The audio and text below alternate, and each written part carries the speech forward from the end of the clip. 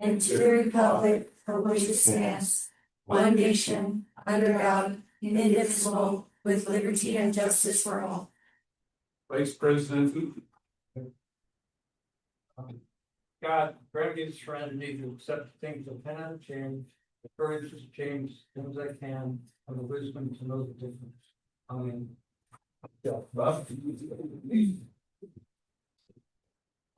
Madam Clerk, the roll call, please. Yes. Director Cheyenne Wright. Here. Director Nicole Wiltshire. Here. Secretary Arthur Perry. Here. Vice President Robert Uden. Here. And President Mike Schaefer. Thank you. Here. Late communications, I've got a report under late communications that under the general manager's report, item 5 regarding the citizen advisory committee, we're going to move that up to the first item to consider of the Scott's report. Instead of 5, it'll be 1. Okay. Sorry about that. Public comments. This is the time for anyone in the public that wishes to speak on an item not on tonight's agenda, but within the purview of the district, make comments. Do we have any public comments or anything electronically? No, we do not. Okay. And it takes us to the consent calendar. Items on the consent calendar considered to be routine and may be acted on by one motion after public comment. Is there any board members, staff, or public that wishes an item hold for separate discussion on the consent calendar? Seeing no one, I'll move to approve. Second. We have a motion and a second to approve the consent calendar. All those in favor? Aye. Opposed? Motion to approve passes unanimous. Okay. Backwards, I'm sorry. Public hearing. At this time, we are going to enter into public hearing. At this time, we will be considering imposing rates for trash collection. In considering these rates, we will be complying with Proposition 218 and to a certain extent. See, when you read things without your glasses, it's dangerous. With the Health and Safety Code, with respect to the hearing procedures, each of you will be given an opportunity for input at appropriate time. At this point, I would like District Council to give an overview of the procedure. Ms. Severino, it's all yours. Good afternoon, board. Thank you, Mr. President. As you know, Proposition 218 was passed by the voters in 1996 and imposes substantive and procedural requirements on the district with respect to increasing any fees. Regarding the substantive provisions of Proposition 218, the law provides that each property-related fee must meet the following tests. 1. Revenues derived from the fee or charge must not exceed the funds required to provide the property-related service. 2. Revenue from the fee or charge must not be used for any purpose other than that for which the fee or charge is imposed. 3. The amount of a fee or charge imposed upon any parcel or person as an instant of property ownership must not exceed the proportional cost of the service attributable to the parcel. 4. The fee or charge may not be imposed for service unless the service is actually used by or immediately available to the owner of the property in question. Fees or charges based on potential or future use of a service are not permitted.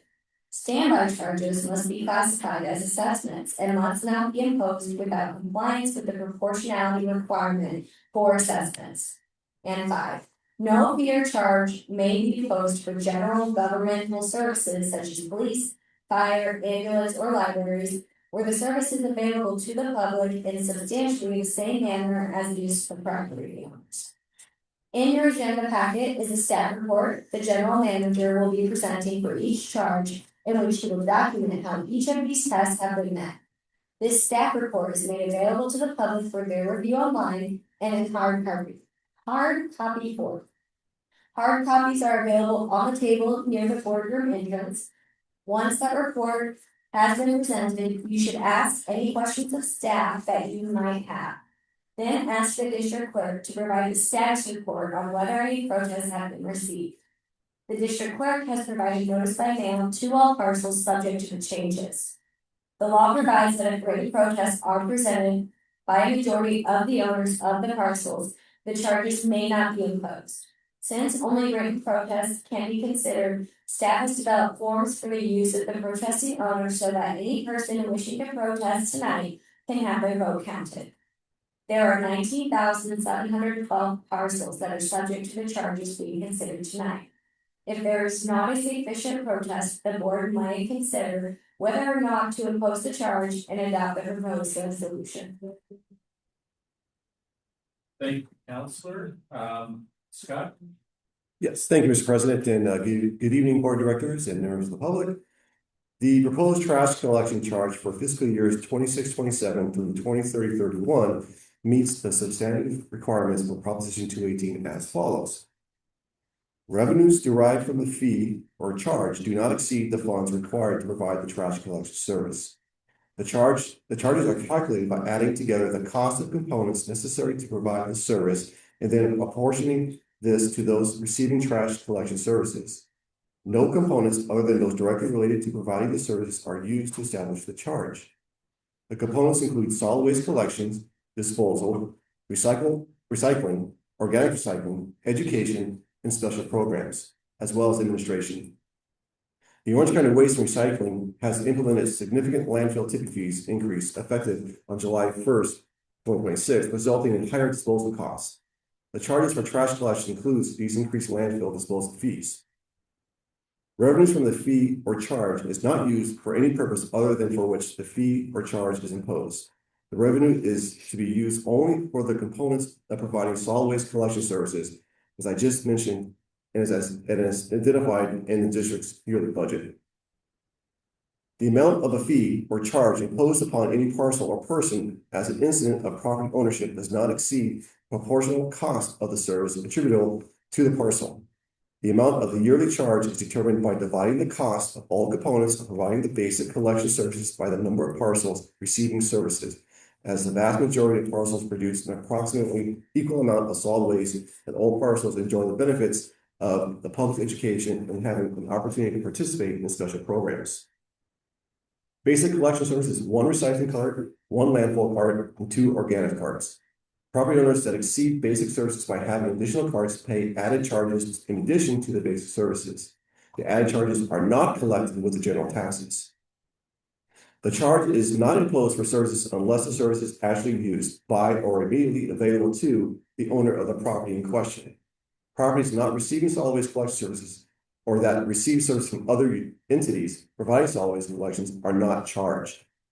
No charge is imposed for general governmental services such as police, fire, ambulance, or libraries, but is only imposed for solid waste collection services.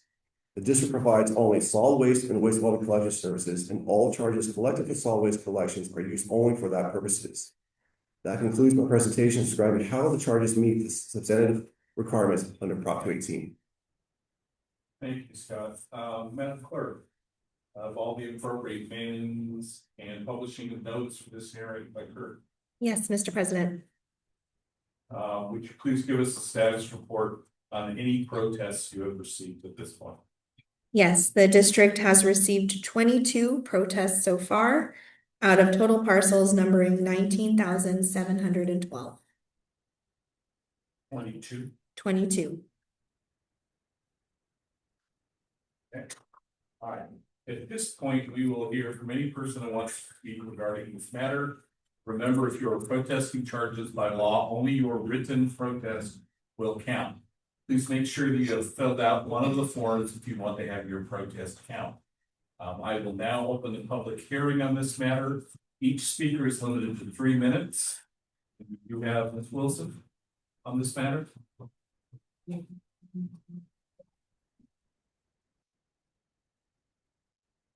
afternoon. Thank you, board, for having me today. My name is Lisa Wilson. I'm a Costa Mesa resident and homeowner. And I'm here to express my opposition to the proposed solid waste rate increases scheduled between July 2026 and 2030. Trash collection is not a discretionary expense, unlike other household costs. Residents cannot easily reduce their need for waste collection, shop for lower cost provider, or choose a less expensive level of service. Solid waste collection is an essential utility and basic cost of living. For most residents, there is little ability to influence the costs, except during a public hearing like this one, and so I appreciate this opportunity. For that reason, I urge the board to carefully consider the financial impact these proposed increases will have on Costa Mesa households. I believe the utility rate increases should remain reasonably aligned with the cost of living adjustments experienced by residents who ultimately pay these bills. Recently, Governor Newsom announced a 4.3% cost of living increase for state employees. As a public school teacher in a single income household, that increase is comparable to what I can expect in my own compensation. I also understand that the district is utilizing a CPI of approximately 2.9% in its funding. Yet the proposed solid waste rate increases are substantially higher. 8% annually for 3 years, followed by 9% annually for 2 additional years. These increases far exceed both inflation measures and wage growth many of our working families are experiencing. At a time when household budgets are already strained by rising house, insurance, grocery, and utility costs, these proposed increases would place an additional burden on residents who have little choice but to absorb them. I recognize that the district faces legitimate challenges, including increasing costs and limited landfill capacity. However, difficult circumstances do not eliminate the responsibility to seek cost-effective solutions and to minimize impacts on ratepayers. Before approving increases of this magnitude, I encourage the district to continue exploring alternatives, efficiencies, and long-term strategies that could reduce the burden on residents. Public agencies routinely ask employees, schools, and taxpayers to do more with limited resources. I respectfully ask the district to apply that same standard to its own operations and pursue solutions that keep rate increases closer to the cost of living adjustments. Ms. Wilson, that's time. Thank you. Thank you, Ms. Phil. Okay, any other? I don't know if it's appropriate, council, but can we take virtual comments if there are any? Yes, do you have any? Do we have any we have none. There are none. So it's a moot question, right? Thank you. Want to speak? You're still open? Go ahead. Hello, Eric Roberts, resident of Costa Mesa. Just a question for the general manager. I think you said that the basic allocation of Mr. Roberts, cars. questions need to be directed up here, Okay. and I'll direct it out. Great. Thank you. I think you said the cart allocation for 2 organics, 1 landfill and 1 recyclable. I believe, well, I know the recyclable is not 1 recyclable. You could have 2 small recyclables. I was in this room here discussing that and finding that out when it was first rolled out about a year and a half ago or a year ago.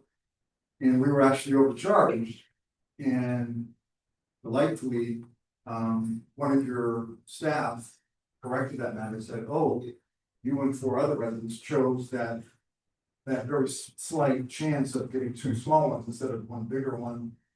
And so I just want to be clear, 2 smaller ones are fine as well, which is these 70 gallons. I guess most people do 1 big one or 65 gallons, what have you. So can you find out for sure, just so I know what the allocation is, because that's important. I'm gonna have our solid waste managers. Yeah, I was impressed actually. So yes, you're correct. So standard service is 1 landfill, 1 recycling, 2 organics, but we consider 2 35-gallon carts equivalent to 1 of larger cars. So yes. Was her, she corrected, she was very good with that, and always, okay, thank you so much, appreciate it. Thank you. Okay, I'm going to now close public hearing to somebody else. And again, Madam Clerk, total protests were 22, correct? Yes, correct. That does not represent a significant, that doesn't represent any close to a majority of residents protesting. So, I will turn this over to the board. Protests have failed. So I'm looking for some action from the board. Motion to support. Motion to approve. Or to adopt the schedule of charges for solid waste collection for fiscal year 26-27 through 31. Is that how That's. we need to structure it? And if I can get a second, would love a comment as well. I'll give it a second. I just want to say thank you for coming and for speaking. It's really nice to have you. Would love to have you on our advisory committee, or please just email me. Basically the context, and you already know this because you mentioned the landfill cost increasing as our hands are tied, unfortunately, and we're just gonna run unprofitably if we keep our rates at where we're at. So when we had a consultant come, we actually are not even breaking even, we're taking a loss on the rates. They're not CPI based though. Ideally, I mean, we didn't even have a CPI increase in the past, we do for our vendors though. So, I agree, I think when you're comparing the CPI versus the 8 or 9%, it feels high. We're gonna be dipping into reserves to try to supplement that, shave off a little bit, but in the long run, we didn't wanna have to raise it again unnecessarily 5 years because we approved something that wasn't sustainable. So it sucks to raise rates, but everyone in the county is having to do this in strategic different ways, and we have a really great consultant that gave us a couple of options, and I really feel like we made the best choice both for like our customers and just like long-term fiscal responsibility, making sure we're keeping the boat afloat. So yeah. Between us, I'm very happy with, the work that we did with the consultant and what they provided, and I understand we are on a deadline, and so I am making a motion to approve. However, I really appreciate you coming and everyone else who normally comes, thanks for being here. And yes, that is my comments. We have a motion and a second. Further discussion? All those in favor? Aye. Opposed? Motion carries unanimous. Okay. Anything else, Counselor, that we need to? Okay. All right, so moving to the general manager's report. Like I said, we are going to item 5, appointing 11 citizens, 11 persons to the Citizens Advisory Committee. Scott? Thank you, Mr. President. I'm gonna turn it over to Gina Terrano. She's gonna give us report. Thank you. Good afternoon, members of the board. Before you tonight for consideration are 27 applications for the Citizens Advisory Committee, all of which have been redacted and attached to the staff report for your review. To give a brief recap of the process leading to tonight's appointment, the board provided direction to change the CAC's appointment process from all members being appointed at large, meaning they could live anywhere within the district's boundaries, to the current process, which allows each board member to nominate 2 CAC members who live within their respective voting divisions for appointment, while the 11th member is appointed at large. Each nominee must still receive 3 affirmative votes from the board to be successfully appointed. Before we begin the nomination process, I'd also like to address how we'll be handling staggered terms. Per the CAC handbook, appointments for the odd-numbered district voting divisions will occur in odd-numbered years, while appointments for even-numbered divisions will occur in even-numbered years. The purpose of staggering terms is to keep continuity on the committee so that not all of the members term out at the same time. Since we're in an even-numbered year and the board is considering appointing all 11 members today, the appointments from divisions 2 and 4 will serve full 2-year terms ending in 2028, while appointments from divisions 1, 3, and 5 will serve 1-year terms ending in 2027. Despite the shorter term length, all members are eligible to reapply for a second term as stated in the handbook. With that, you'll find the full list of applicants and their respective voting divisions in your staff report. I'm happy to answer any questions as you discuss this item. We do have another option.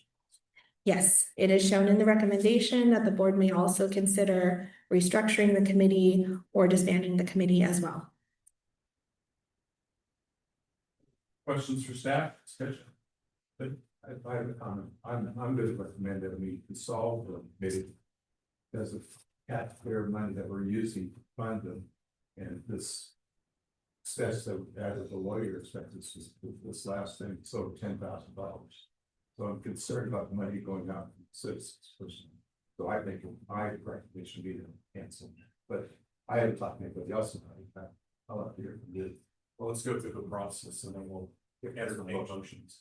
Other comments? Okay, if there are other comments, I'll open to public comment, and Cindy Brenneman, if you have.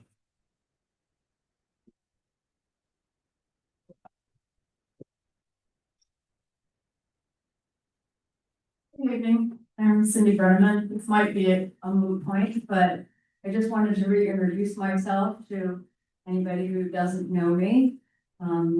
As an applicant, trying to finish out the term that I had applied for. So if it continues on, I've enjoyed my time. I have all my applications. I have a lot of backup. I have resume. I have all of the volunteer work that I've done with the city of Costa Mesa. If anybody wants to fall asleep at night and for themselves to read it, got a lot of different things that I've been involved with.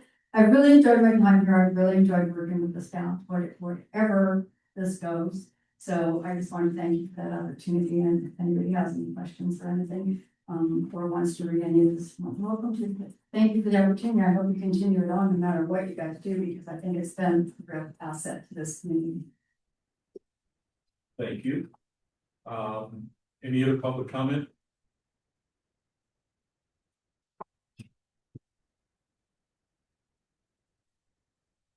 Before my question, President Costa Mesa, I'm an applicant, and I know there's just been a lot of controversy. I've only been learning for about 6 months here how it goes, but I can understand board member Perry's initiative, but sometimes things are just not worth the hassle they're providing. Also feeling this bad that we want more public voice, and so the city has many commissions and the county has many commissions. I've applied to be on some of those and want to make a difference. So I think the spirit of what it was intended to be is still a good spirit. Unfortunately, it just seems like it's gotten away. I remember hearing the current chair of the CAC mentioned how they wanted applicants that would actually show up, and that sometimes people run just because they wanted it as a stepping stone to go somewhere else. So that can make it a little confusing too, of what are we here for? Is the CAC here to really provide counsel and help and do some hard work that you guys don't have to do so much? Or is it just a stepping stone and, a badge to wear? I'm tempted to call it a badge for me also, but I also want to do some hard work. So there's a both there of wanting to get a stepping stone in and get a taste of public service. So I'm a little sad if it goes away, but I understand the frustration and the cost. And so I can see why, I hope you're not doing a knee-jerk response, but before that sounds like a painful thing to catch up on.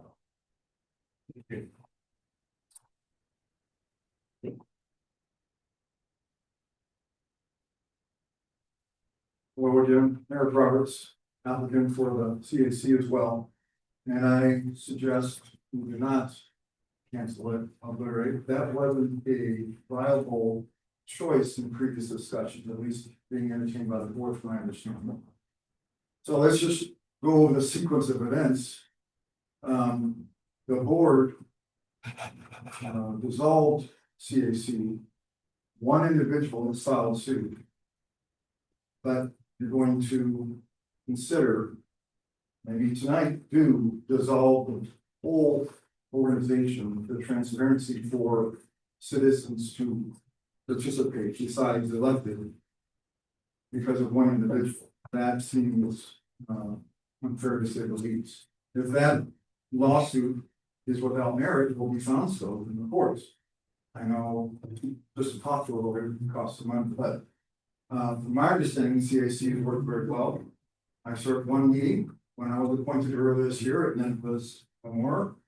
And I'm one of the top 27 applicants. I've seen Craig here more than anyone else on that invited to the meeting, because we haven't had a chance to meet more than one time. So I'm going to ask the board this: why was the CAC created? There are 3 board members that were here at that time, I believe. And I think that's the question we can ask. Why was that organization created?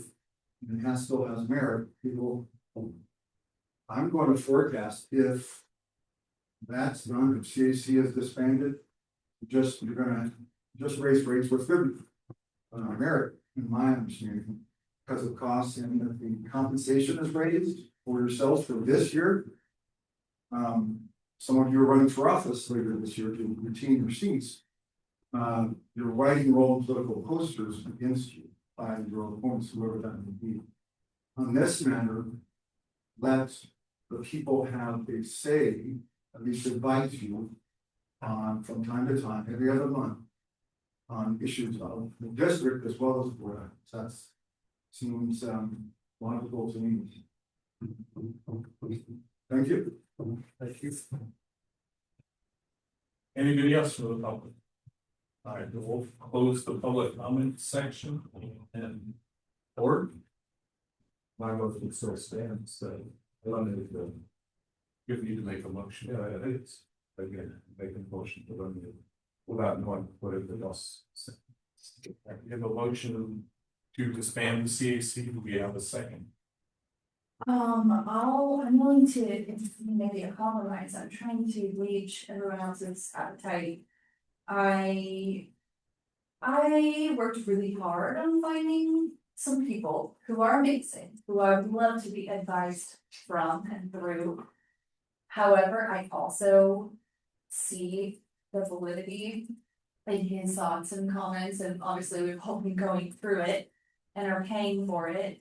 Do we want to entertain like a longer term pause? Does that feel like a compromise? Do we want to just completely re-envision the CAC to be more functioning like an ad hoc committee?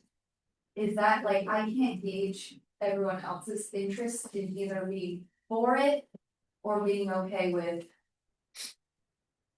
eliminating it, right? So I feel like yours is a little. We have that option for and we use those periodically. So that's and citizens can come every meeting that we have and speak to the microphone, let us know their feelings on. It's not like we stop that from happening. Well, something about it being like a formalized committee though, it systemizes that feedback loop, you know? And it's built in, so then I think it's easier to be proactive about it. But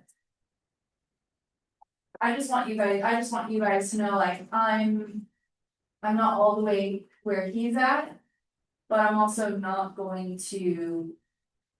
I want to hear from you guys, you know, where you're at with it. If you feel like you're in a place where you want to go with the vision and see a fresh new CAC like we've always, you know, originally planned, or are we a little tired? Let's not forget that we're making a pretty big shift. And if we continue this committee, we made a pretty big shift on how we get members. Yeah. Okay, I mean let's don't lose sight of the fact that we're no longer as a complete board picking 11 members. We're each picking 2 from our divisions, similar to what the city does with their commissions. And that's going to put a lot more accountability on us as directors to make sure that we're communicating with our 2 folks and working with them to make sure that the things that we want done or the things that we're looking to the CAC for are truly what we do. I'm not going to make any comments or anything about the prior commission. They did excellent work. I mean, I attended most every meeting And I think the CAC did excellent work, and I think they worked really well with staff. I just think we went off on some things that we shouldn't have, or that they shouldn't have. That's how I feel about it. So I think that has to be in our minds that if we continue this, it's gonna be a whole different outlook. We're gonna have to be more involved with our representatives. Okay, so with that, we have a motion to disband. Do we have a second from anyone? I have a question. Go ahead. Right. I'm interested in the idea of possibly of pushing it back a little bit more. Is there something specific that you're suggesting that we're doing in the meantime, or is it just one period, or just space between now and when we go back up? Did you have like a specific? Reiterate something? Mm-hmm.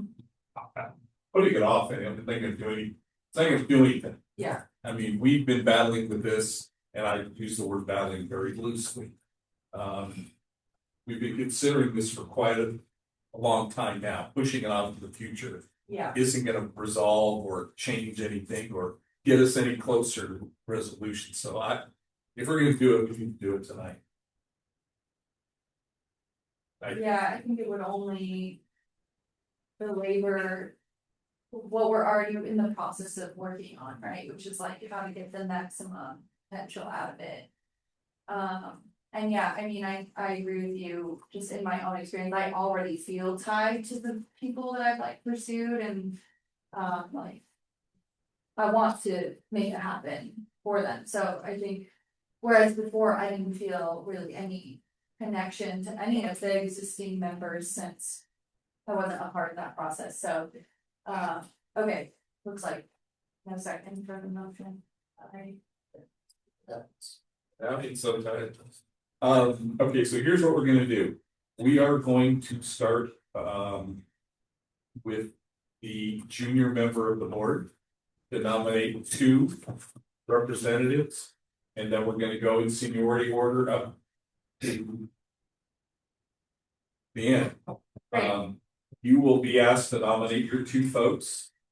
A vote will be taken on your 2, and we could approve one of them, we could approve both of them, or we could approve none of your recommendations.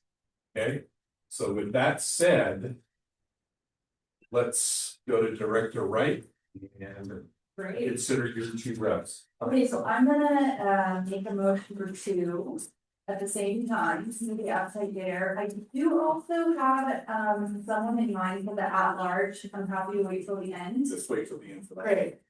I was very lucky, Division 5, we have a lot of interest. Basically 2 people that I have worked with in the past and known through previous government projects have applied. So I'm making a motion to appoint Shauna Medeka and Carrie Swatowski to the CAC to represent Division 5. Discussion? I'll move for approval. I'll second. Discussion? All those in favor? Opposed? I'm sure one of my staff folks are making notes as to who we're picking, so that we don't get lost in something. All right, Nicole? I had no applicants, and I had 1 applicant for a long time, and now all of a sudden I had 3 applicants. So I reviewed all of the applications that I received for Division 2. And ultimately I landed on, I would like to nominate Ellen Jones, and I would like to nominate Burger DP for any candidates. Discussion? All those in favor? Aye. Opposed?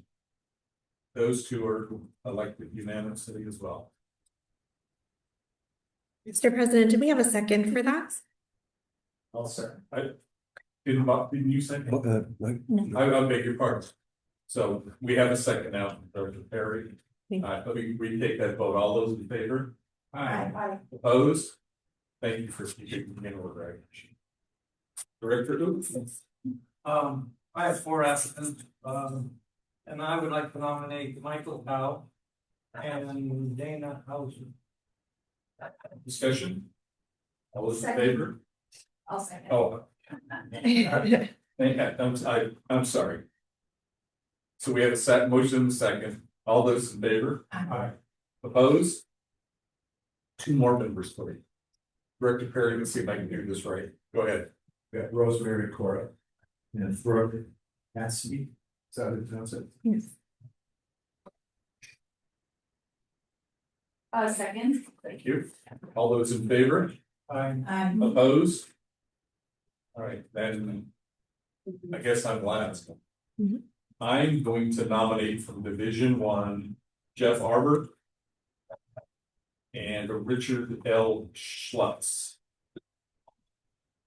Discussion? All those in favor? Opposed? Just a second. We need a second for that one as well. You can put me down.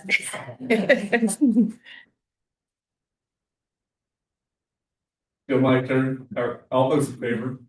Aye. Opposed? We have those two, so we have 10 now. Yes. Now, for the member at large, we'll take nominations from anyone who wants to nominate. And you've already indicated you have some thoughts, so go ahead. Yes, so I would really love it if we could all appoint Craig Preston, who's here with us today, who has been showing up so consistently, so earnestly.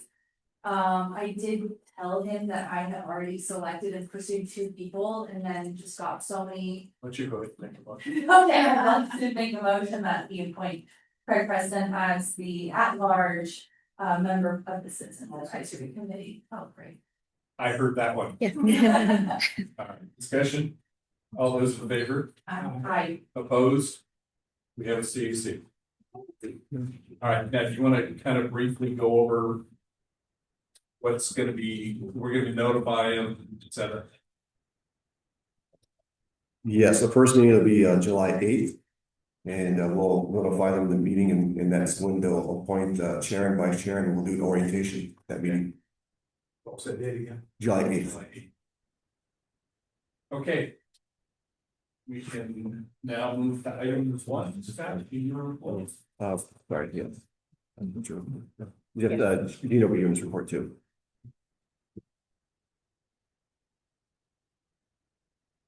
Okay, thank you, Mr. President, members of the board. The district is nearing the completion of a 5-year contract with Acorn Technology Services for IT on June 30th of this year.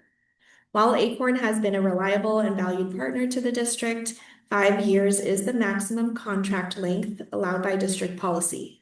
So we conducted a rigorous request for qualifications, followed by a request for proposals, starting in February of this year. The staff report details the process, but just to summarize, we started by conducting research and reached out to our local partner agencies to compile a list of 43 IT firms and invited them to submit their qualifications to us. We received 14 submissions and we thoroughly evaluated them to make sure they met our minimum qualifications related to staffing capacity, public sector experience, business maturity, and the services that they offered. Of those 14, 6 firms met our minimum qualifications and were invited to submit full proposals. And of those 6 firms, 5 submitted proposals. Once again, our evaluators thoroughly reviewed these proposals, and this time with a deeper emphasis on each firm's ability to provide strategic guidance on key areas such as cybersecurity posturing, disaster recovery, and business continuity. While the scoring was close between the top firms, Acorn received the highest score primarily because they were the lowest cost proposal and they have good standing with us in terms of reliability, technical and strategic expertise, and the overall institutional knowledge that they've built with us over the last 5 years. Acorn's proposed monthly cost for managed IT services is $6,535, which totals $78,420 annually. Even though it was the lowest proposal we received, like most things, we've seen IT costs continuously rise, and it is above our original budget, which was $56,000 annually. We currently pay Acorn about $5,000 monthly but the increase in cost is primarily due to the addition of a second day of weekly on-site support. We currently have one day of on-site support per week. In addition to the on-site support, this contract will cover all aspects of IT, including 24/7 remote support, network and infrastructure management, cybersecurity oversight, coordination with our third-party technology vendors, strategic planning, special project planning, and all reporting to ensure that Acorn meets our target metrics for things like response and resolution times. One thing I would like to point out is that hiring an in-house IT manager in the public sector in Southern California costs an average of $125,000 to $165,000 annually. So in comparison, this contract is significantly less expensive, and that's why the district has historically contracted this service out. Since this contract is about $22,000 over our original budget, staff is requesting that the board approve an appropriation of $2,242 from the solid waste and $20,178 from the wastewater fund balances to cover that contract cost. The contract has been approved to form by the vendor, Acorn, and by our district council. So today we are asking the board to award this contract and to approve that budget appropriation so that we can begin the new contract cycle on July 1st. I'm happy to answer any questions as you discuss. What was that total additional expense? $22,000. Even? It is slightly over. I can get you the exact amount. I'm really surprised. So we get 43 we contacted 43, and you got 14 respond. Why? Are we too little for some of these groups to think? Well, we outlined our requirements very specifically, intentionally, because we have had the flip side where we get a ton of applicants and none of them meet our minimum requirements. So once they read that, there were a lot of firms that felt they couldn't meet our standards, especially the on-site support. That was a big hang up for a lot of companies. Personally, I'm gonna support this because Acorn's done really well for me. I seem to come up with some goofy little things on my system and they're fixed. I attribute that to you guys, but to Acorn. I mean, they are personable.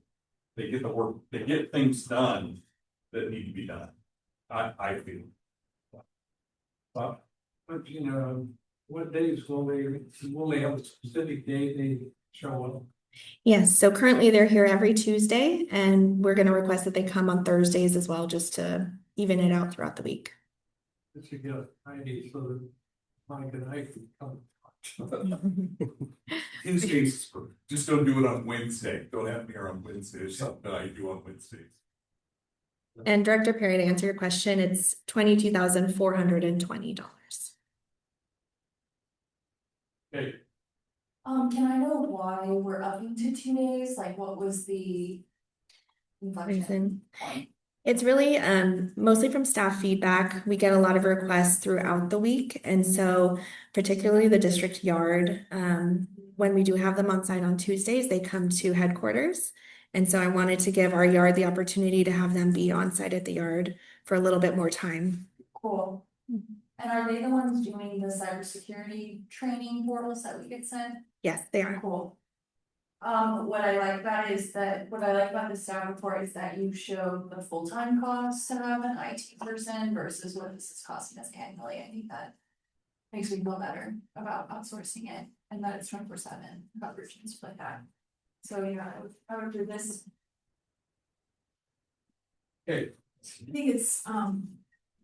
I think it's great that they are serving 17 other public agency clients. I think that that's really obviously all of these other public agencies put their trust in Acorn. So I think that goes to justifying. Thank you both for your expertise. I know this kind of work is close to both of you, so. All right, we have an action. Do we do these two separately? Actually, I have one more question. Go ahead. For the 5-year term, is there an increase built into it? No, we're guaranteed that rate throughout the 5 Nice. years. I'm sorry, Bob. Do you motion that one? Well, I think we just need one to award the contract. Okay, Yes. I'll make that. I think that we approve. We have a motion and a second. The money. Yeah, so it would be to approve the contract and also to the budget appropriation to cover the 22. Okay, That's. Yeah. All right, all those in favor? Aye. Opposed? Thank you, Gene. was there a second? Sorry, I missed a second. Yes, there was. There was a motion and a second. A second. Okay, thank you. So maybe it's not me. You were. Never fly, Bob. All right, item 2, Scott. Yes, thank you, Mr. President. Marissa Pareda will be giving this report.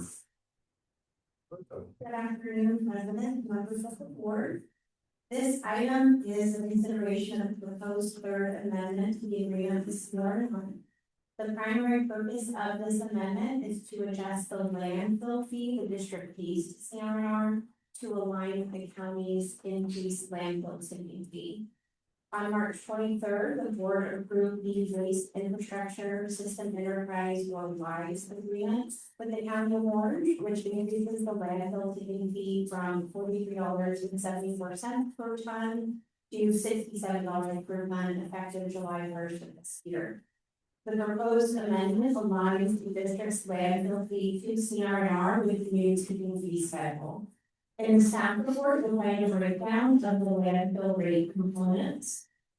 Under the amendment, the tipping fee component increases by 53.1%, which is consistent with the county's tipping fee increase. The remaining landfill rate components are adjusted by CPI, which the board will consider in the next staff report.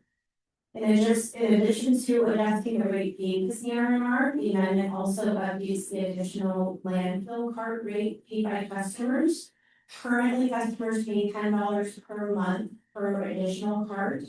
The proposed amendment increases this $10 rate to $11.06 per month for landfill carts to reflect higher landfill disposal costs.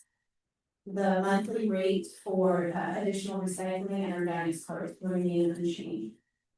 The amendment also includes administrative changes that district staff and CRNR have agreed upon to improve reporting and payment efficiency.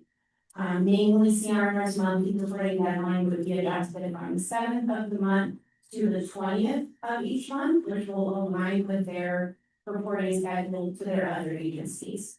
The district would then process a payment to the warrant the following month. This concludes my report, and I am available to answer any questions that you have. Questions from Marissa? I'm with approval. I actually do have questions. Sorry. I don't want to pass this opportunity to be explained. So landfills are increasing their cost to us, so we're increasing our cost to customers. Because of that, the way that we pay out CRNR, they're asking for a request, or are their costs also increasing? Right, so the cost that CRNR pays for each ton of waste they take to the landfill, their cost is increasing. And that cost is a portion of the rate that we pay to CRNR. So that landfill tipping fee portion is being adjusted from the current rate to the $67 per ton. And then our rate that we're paying CRNR is being adjusted by that same rate. Just that's the 10 to the 1106, or So- that's. So the 67 per ton for the landfill fee that you see $86.89 per ton, that's what we pay to CRNR. And we're adjusting it by the amount that the tipping fee is going up. And then the $10 per month is what our customers pay to CRNR for an additional landfill card. If you have a second landfill card, Yeah. or organics recycling, maybe $10 per month. The landfill additional fee would go from $10 to $11.06. And that's to account for that same increase in landfill tipping fee. How did was this negotiable at all? Was The percentage of increase? So the contract does say that it is kind of up for discussion, or if we pay the full landfill adjustment rate. Or if we pay a portion of it, and so what's built in here is to pay the full pass-through rate. Cause this is still based off the 2024 contract, or was it 2018? So the initial contract was 2018, there might be a reference, I'm not sure if it references one of the amendments, is that what you're referring to, one of the contract? Yeah. amendments? So the current rates are based on the CPI adjustment from last year, so July 1st of 2025, the current rates went into effect. And then this is looking at adjusting that landfill fee to account for the tipping fee increase, and then the next item we'll be looking at is the CPI adjustment, which affects the other rates. Okay. I think I understand better now. I'll second the motion. It was motion by Director Wheaton, second by Director Perry. I had a quick question. You said that only the landfill cart is gonna get that dollar increase. Right. Tell me again what the rate is for, there is no additional rate. Tell me the additional rate for the other two carts. So right now it's $10 per month, regardless of which cart Okay. you have. But I know Those that's cool. organics for recycling will stay $10 per month. Just the landfill part will increase, and that's the only one tied to that. That's the only one that's different, Cost. right? Right. Okay. Well, I thought we used to get a portion of that. We do, we get 8%, so we'll still receive 8% of 1106 instead of 8% of 10. So we get 80% of that. Because they increase tax. Right. And CRNR is still billing that monthly fee. We don't do the billing. They bill the CRNR. customers directly quarterly, and then we receive 8% on a quarterly basis. All right, we have a motion and a second on the action. All those in favor? Aye. Opposed? Carries unanimous. Item 3. Yes, we'll just continue having Marissa do this report. Figured you wouldn't say that. So pursuant to the first amendment to the agreement, the CRNR requested an annual consumer price index for CPI adjustment. CPI adjustment request applies to the occupancy fee, the landfill, recycling, and organic fees of the district fees to CRNR on a monthly basis.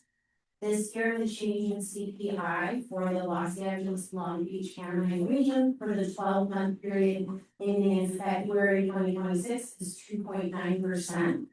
The staff report includes a comparison of the current rates and then the proposed CPI adjusted rates. As I previously mentioned, for the landfill rate, a portion of it applies to the landfill tipping fee increase, and then other components of the landfill rate are adjusted according to CPI, and that is listed in the staff report. The fiscal year 26-27 budget includes a proposed 5% adjustment for CRNR, which is the maximum that's allowed under contract. So there is sufficient budget for this 2.9% CPI adjustment. This concludes my report, and I'm happy to answer any questions you have. Questions for Marissa? Do we do a CPI increase automatically for our customer rates? For our, based on what we just did at Prop 218, so that is our adjustment. But for future use, That's built into the financial analysis, so when we look at the 5-year projection, we are considering that CRNR's rates could potentially go up by 5%. Yeah, I remember that. Ratings, yes. So we can't just put on the CPI without going through other Prop 218. So. Yeah, so that's my question, like when we just did the rate increase, CPI was built into that, I remember that, but historically. Did you guys have ever like a CPI increase at like a 5-year schedule? And that went through the whole process or no? For our customer rates, Mm-hmm. so historically it would be every 5 years, we would go through the same process that we went through this evening with the public hearing to set the rates. The last one we did was in 2024, and technically that would set the rates for 5 years, but because of the landfill adjustment, we have to go Years that were already So scheduled. what we did tonight is really out of the ordinary. I mean, we don't normally do Yeah. that kind of adjustment, but our hand was forced. Of course. Thanks. Okay. Do I have any action from the board for approval of the adjustment? Yeah, I'll second it. So. Okay, got that? Yeah. All right. All those in favor? Aye. Opposed? That motion carries unanimous. Item 4. Thank you, Mr. President. As you know, Harper and Burns is a private law firm that practices public sector law. And the firm has been serving as the district counsel for many years.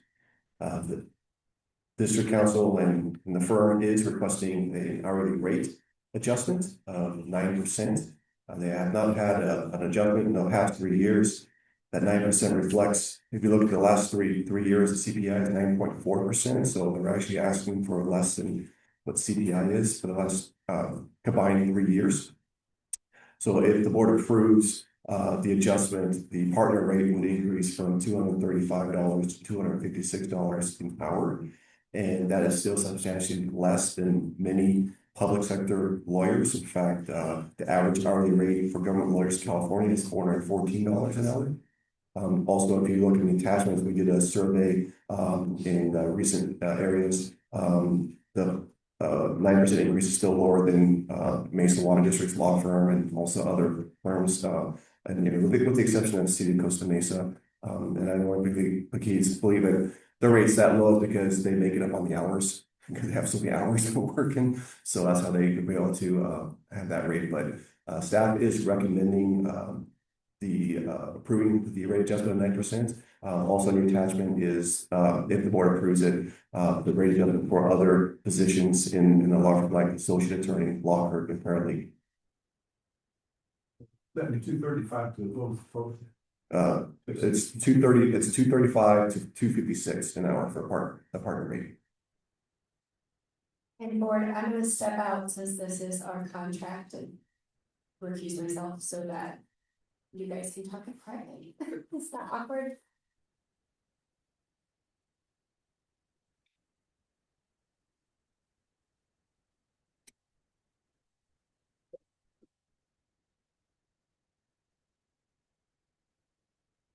I don't think I'll never does that. So Burns should be here, but the chicken didn't show up. Make a motion to accept the recommendation. I'll second. Just really quick, we really are fortunate getting a market. And I think for my years on the board, we've had representation and we've had the service I can think of anything else. Alan really and his firm really does do a bang up job. So that said, all those in favor? Aye. Opposed? Motion carried unanimous. You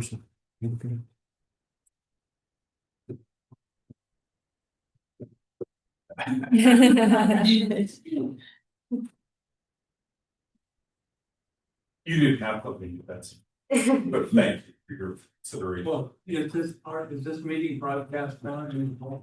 No. I don't know. Okay, I don't see any over here. Someone gonna give a report? no, if you have any questions, I can relate it to Mark and respond back to you later. But no, Mark had a place he had an emergency to attend to. What? He had an emergency to go to. Emergency. And Mr. Davis. Hi, Mark.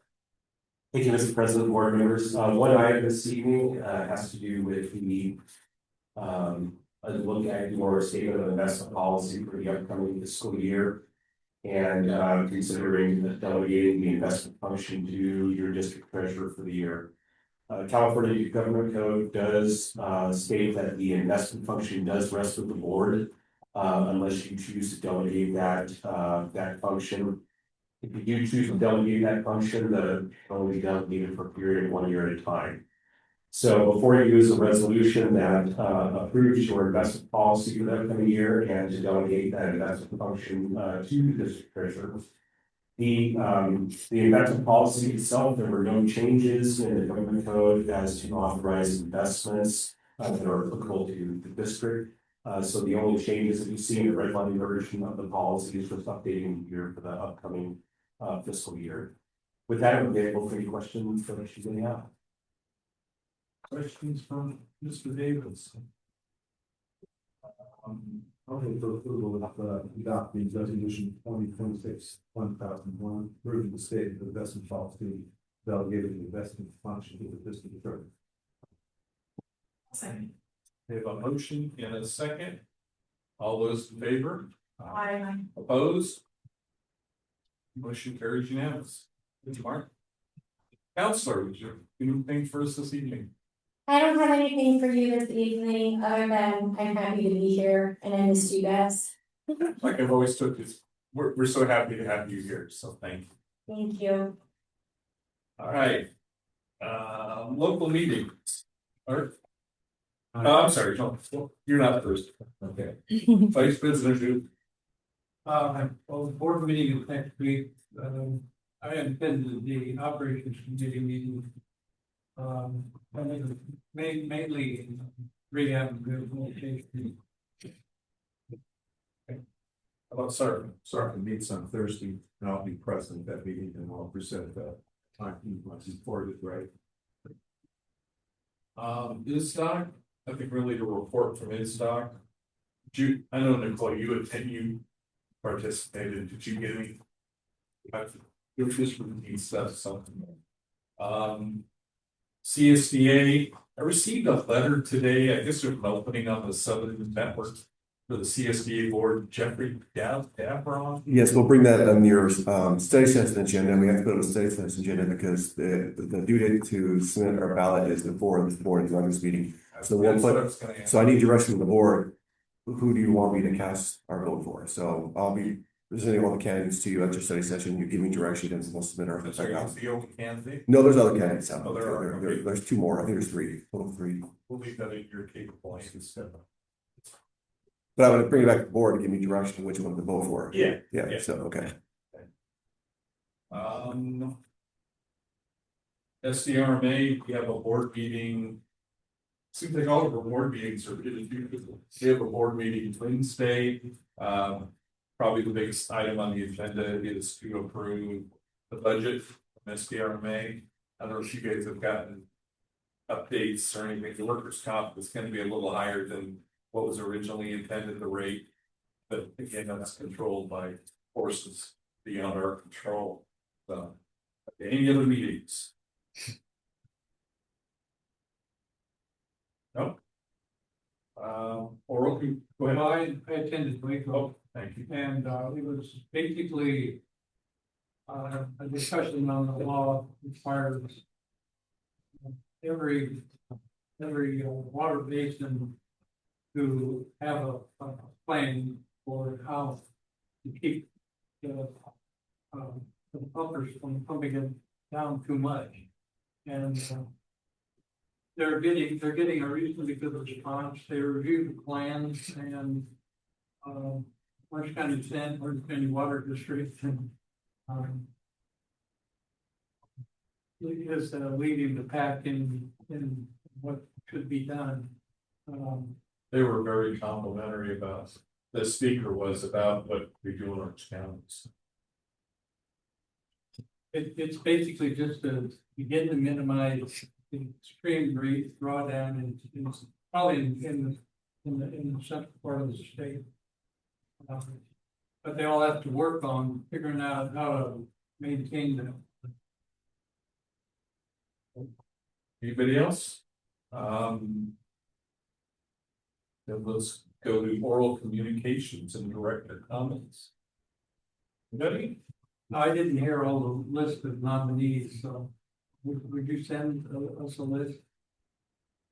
For the CAC? Yeah, Okay. or maybe you could tell me. I can see the list too. Yeah, that'd be great. Yeah. Okay. On behalf of the board, myself, happy 4th of July. Don't burn your fingers. It's already started, I don't know about you guys, but it's already started in my neighborhood. It's pretty raucous. Well, you probably have a Mexican connection. All my firework connections are long gone. Cool, that's stuff. Okay, staff, anything? All right. Just one comment. You said it's gonna be a really long meeting. I thought it would be, yeah, so. Prove me wrong again. It might not have been long, but it was sure expensive tonight. yeah. All right, That's what the budget's for. that's right. Okay. Good, I guess we are adjourned.